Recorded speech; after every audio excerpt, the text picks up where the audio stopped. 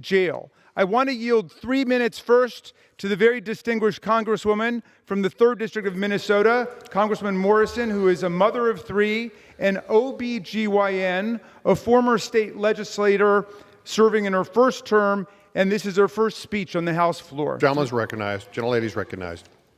Mr. Speaker, today I rise not only as the Congresswoman from Minnesota's 3rd District, but as an OBGYN who has had the honor and privilege of caring for patients for more than 20 years. As I've said many times throughout those years, being an obstetrician is the greatest job in the world.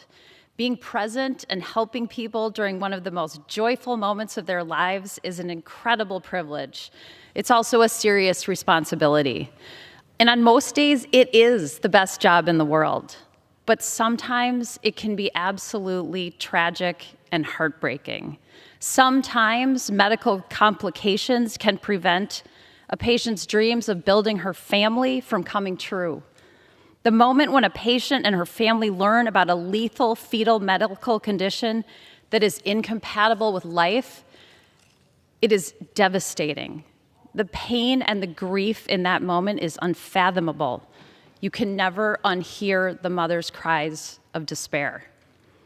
Meeting each patient where they are and making a care plan that meets their needs is essential. Knowing that their baby will not survive, some want to plan a delivery that enables them to meet and hold and care for their baby for the precious little time they have together, the time and the space to say goodbye. But this shameful legislation would insert the government into this tragic situation and deny families the care they want for their baby. Instead of allowing parents to hold their dying baby, this bill would require doctors to forcibly take the dying baby from their parents, and even though there is no chance of survival, place the baby directly on a medical table under bright lights and perform interventions that will not work. Sometimes chest compressions, intubation where a breathing tube is placed in the baby's trachea, IV lines.